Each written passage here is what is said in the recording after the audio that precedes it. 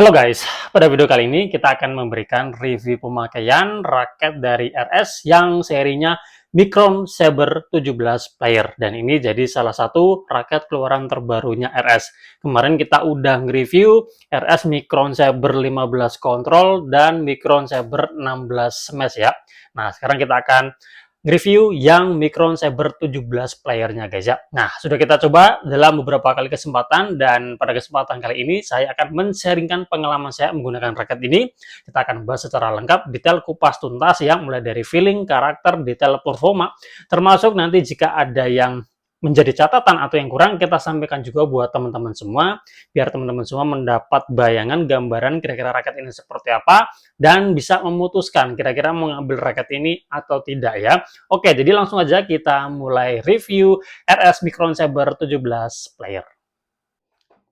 Nah, untuk RS Micron Saber 17 player ini guys, ini harganya bisa dikatakan terjangkau ya. Secara kelas dia di bawahnya AV Flash, di bawahnya SND, dan juga di bawahnya Octagon ya. Jadi ini harganya kalau kalian cek di marketplace kisaran 400 sampai 500 ribuan ya, biasanya dapat dengan paketannya ya. Nah, untuk raket ini ya, di Micron Saber 17 player ini ada yang unik dan tidak biasa jika dibandingkan dengan raket-raket lain ya. Kita akan lihat apa yang menjadi keunikan dan keistimewaan di raket ini. Pertama, raket ini menggunakan jumlah grommet 80 guys ya. Jadi ini lebih banyak daripada yang biasanya ya. Standarnya kan 72, 76, tapi ini dia 80. Otomatis switch spotnya ini dia besar guys. Kalau diperhatikan ini frame-nya besar. Kita coba bandingkan dengan velg aerokarbon ya. Ini sama-sama 80 grommetnya ya. Tapi untuk frame-nya, heating areanya, Micron Saber 17 ini dia lebih besar. Switch spotnya dia lebih luas ya. Dan raket ini menggunakan apa guys ya, frame shape yang itu dia ada beberapa sisi ya. Dan itu lanjut juga ke bagian shaftnya. Jadi shaftnya ini ya kayak oktagon gitu guys, ada beberapa sisi ya. Dan yang menjadi keunikan juga di raket ini, jadi ini raketnya termasuk unibody ya. Unibody itu apa?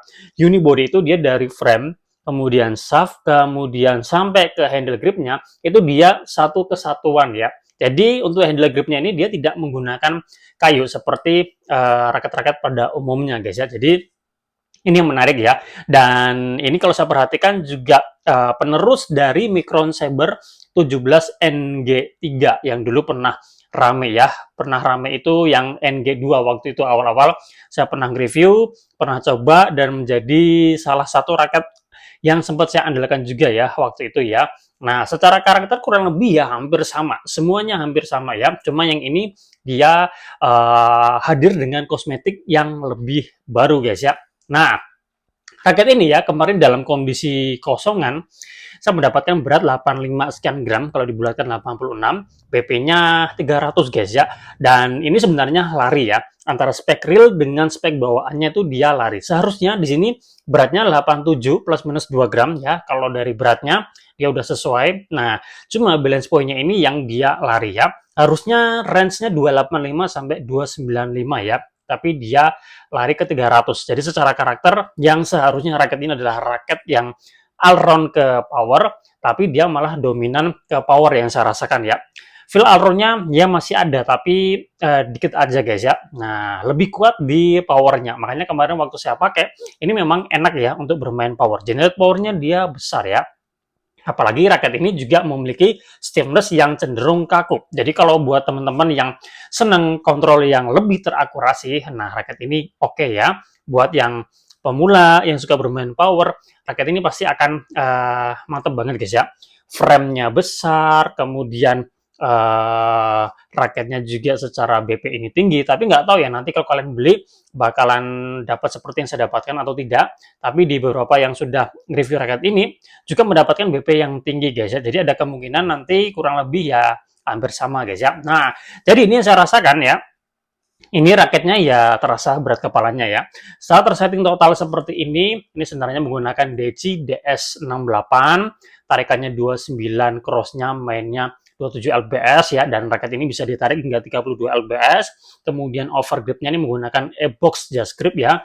Jadi berat totalnya 95 ya. Kemudian BP-nya 303 ya. Jadi raketnya ya terasa berat kepalanya ya. Nah, untuk swingnya ya karena BP-nya segitu, beratnya segitu, otomatis ya ini terasa berat ya. Tapi kalau yang suka bermain power, pasti akan merasakan ini enak ya, karena swingnya ini terasa berisi guys.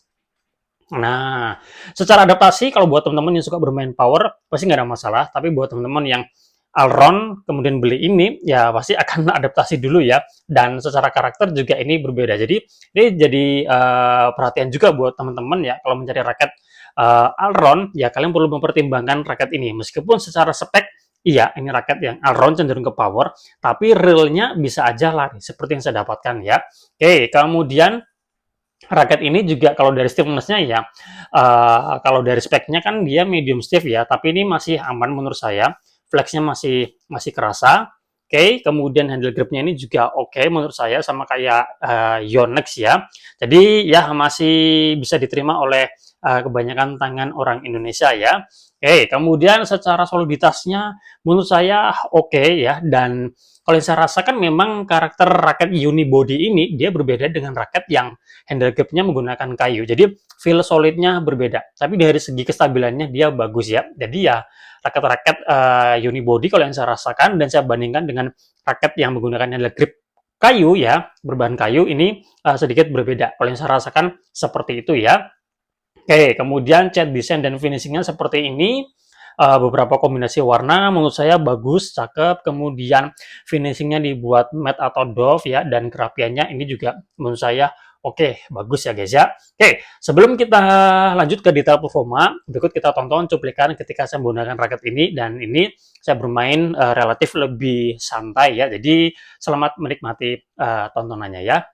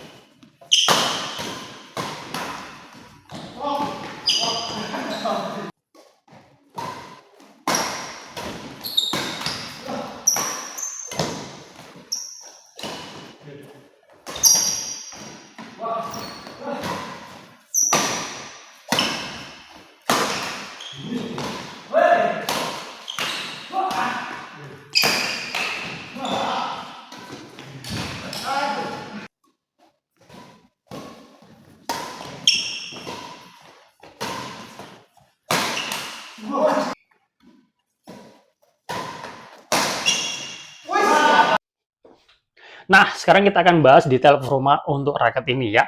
Dengan melihat spek real di raket ini dan setelah tersetting, memang ini raketnya jatuh ke power ya. Jadi untuk bermain power ini enak. Generate powernya dia besar. Buat teman-teman yang suka smash-smash, gebuk-gebuk, pasti suka ya dan masuk mestinya untuk raket ini dengan gaya permainan kalian ya. Kalau kalian all kemudian beli raket ini ya yang kalau kita lihat dan saya bandingkan Micron Saber 17 NG2 kemudian ke sini memang ada perbedaan. Kalau yang NG2 yang dulu pernah saya review ini masih sesuai dengan speknya ya. Spek realnya sesuai dengan spek bawaannya ya. Kalau yang player ini dia lari ya. Jadi ya untuk power memang ini lebih kerasa ya. Jadi untuk power saya kasih nilai 9. Untuk ngelop ini juga nggak susah. BP-nya tinggi, head heavy, jadi untuk generate powernya dapat, jadi nggak terlalu effort buat ngelop-ngelop, saya kasih nilai 9. Kalau untuk drive ini jadi kurang responsif ya, berat, saya kasih nilai 8.